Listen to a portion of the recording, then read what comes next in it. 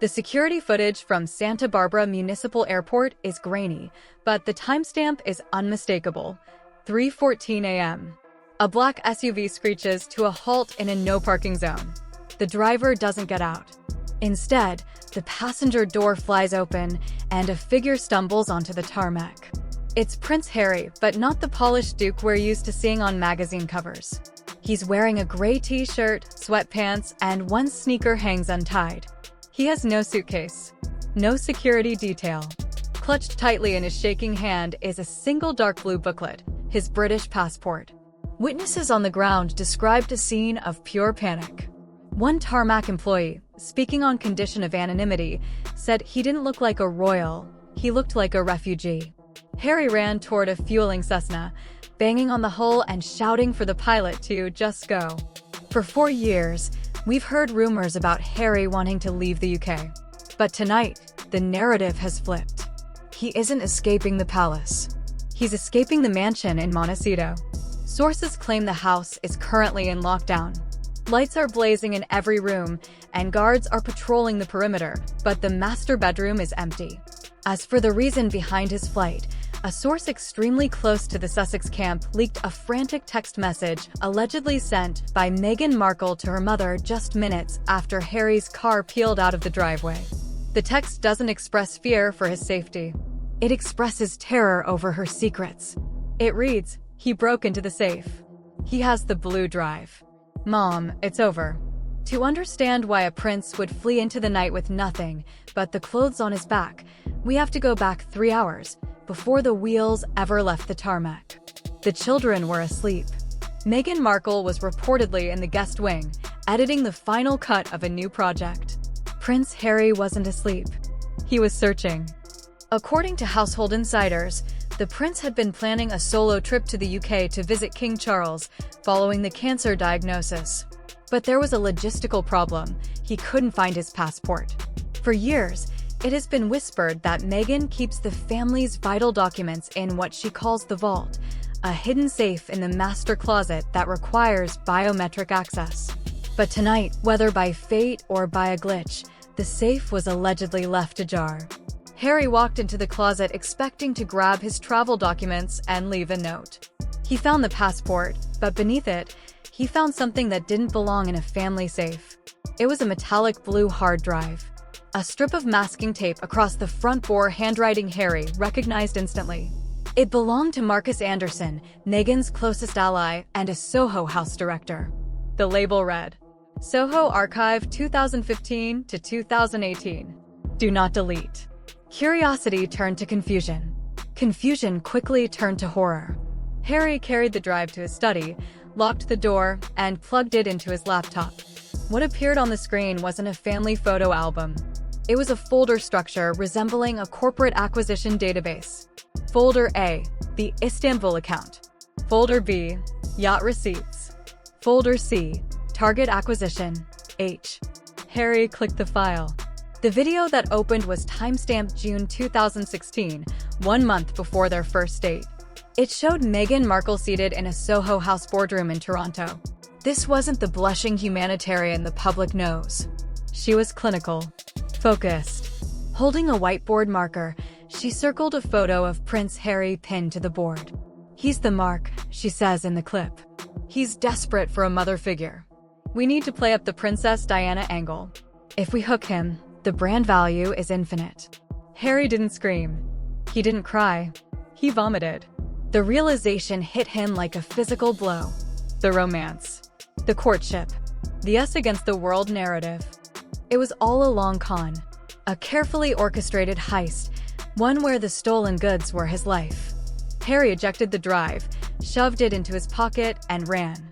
Instinct told him that if she discovered he had seen Folder C, he would never be allowed to leave the house. Now, high above the Atlantic in the pressurized cabin of the Cessna, Prince Harry was no longer watching the video files. Instead, he had opened a folder titled The Sandringham Tapes. The file names alone made his blood run cold. Queen, Private Summit, John, 2020. William, Kitchen Argument. Charles, Financial Plea. Harry plugged in his headphones and clicked on the file bearing the Queen's name. First came the crackle of a hidden microphone, then the soft, unmistakable voice of his late grandmother. "I cannot give you half in, half out, Harry," Queen Elizabeth II said quietly. "It is dangerous." Then he heard his own voice, raised, emotional, and beneath it, the rustle of fabric. The microphone wasn't on him. It was on Meghan Markle. The realization hit him with a sickening jolt. She had been wearing a wire during one of the most painful and private moments of his life. She hadn't just recorded the family, she had archived them, preserving every moment for leverage. But the horror didn't stop with wiretaps. The drive contained a subdirectory labeled Medical and Logistics.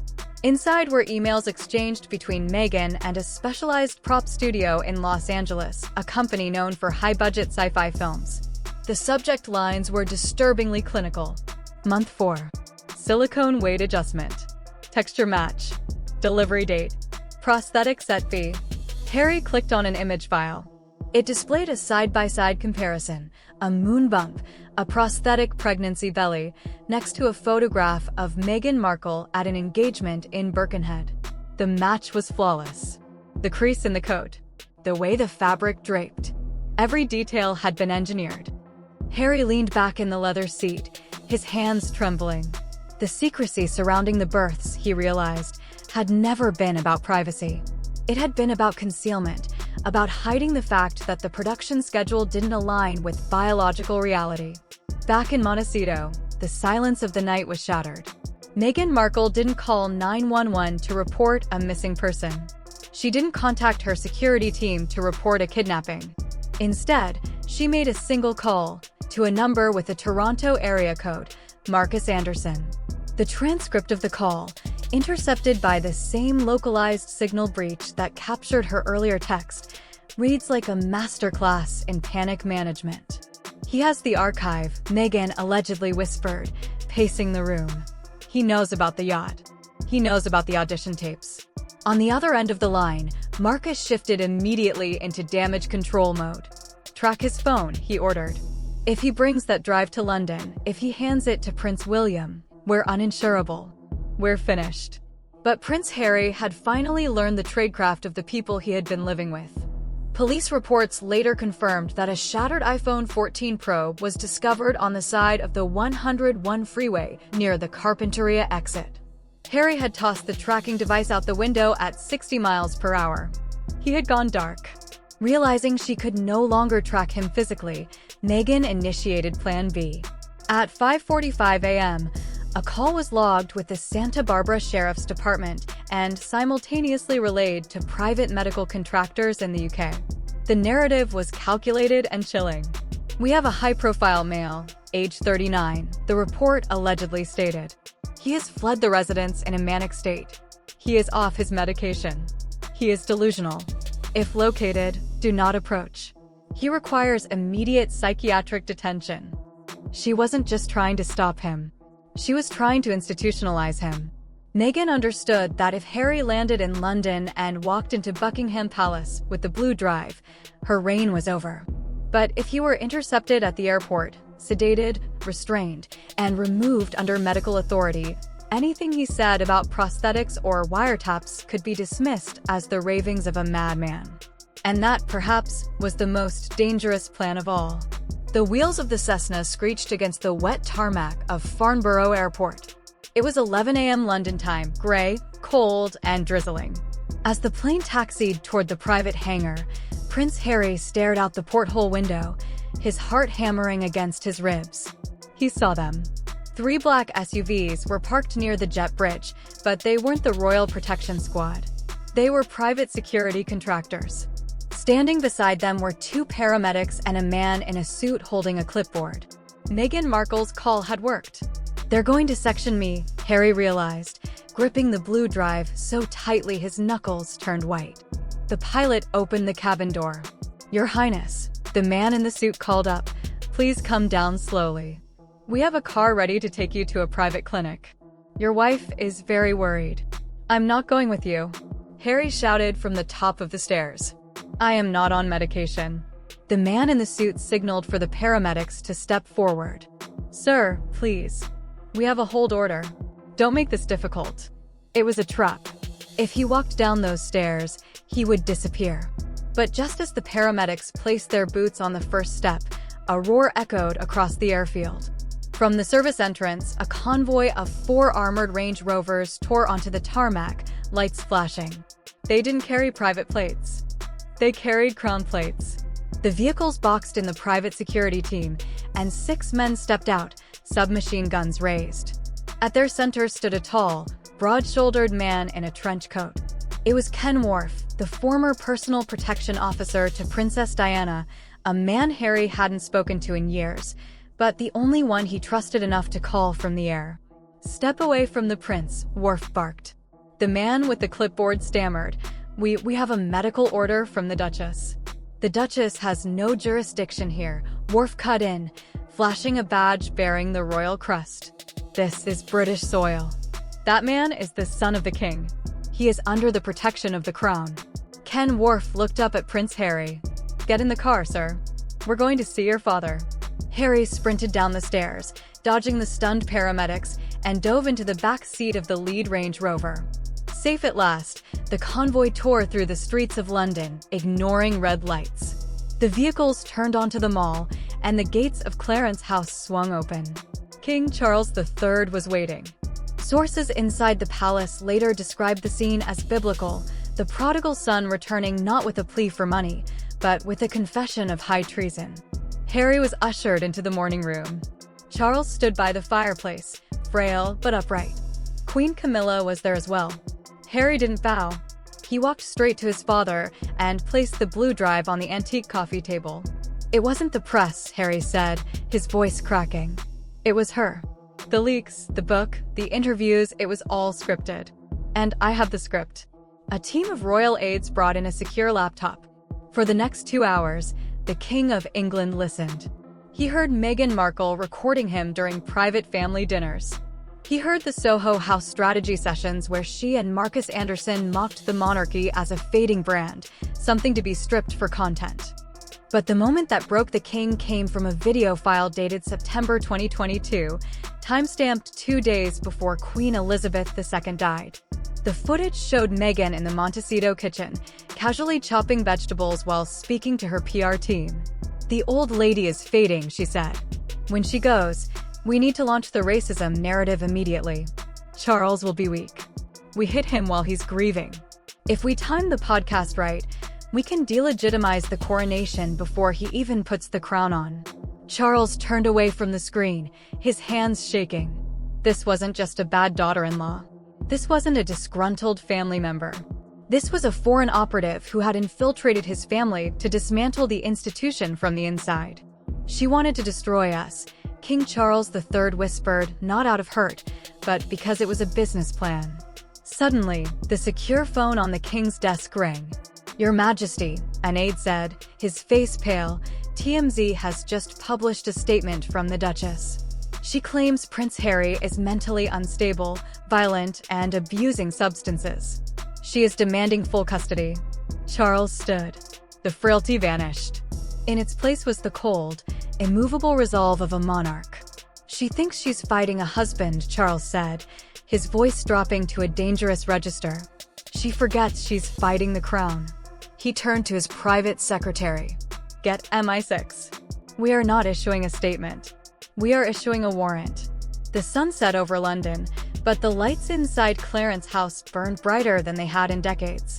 While the world's media frantically amplified Meghan Markle's claims, a very different operation was unfolding behind the scenes.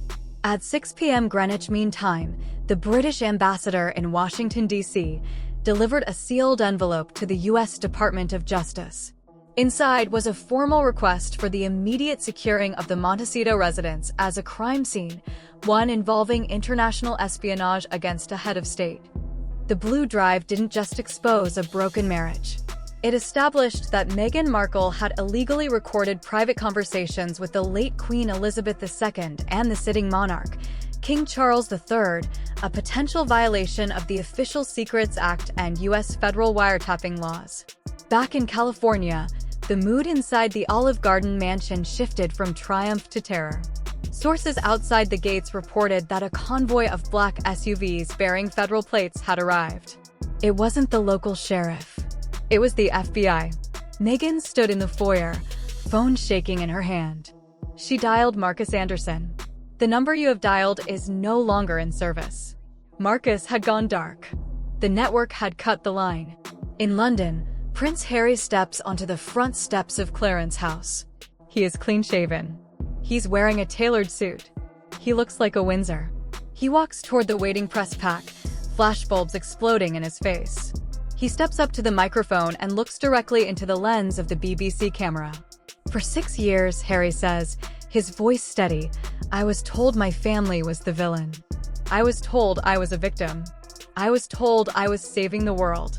He pauses. "I wasn't saving the world. I was funding a grift." The cameras were louder. "The money has run out. The scripts have been burned. And the blue drive is now in the hands of the authorities." Harry raises a piece of paper, a copy of the 1917 letters patent regarding the custody of royal grandchildren. "My children are citizens of the United Kingdom. They are the grandchildren of the king. And I am coming to get them." Without taking questions, Harry turns and walks back inside. The heavy oak doors slam shut behind him. The simulation has broken.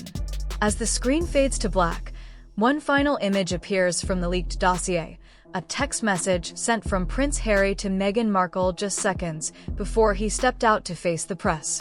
It contains 3 words, words that end an era of silence and begin an era of reckoning. Checkmate.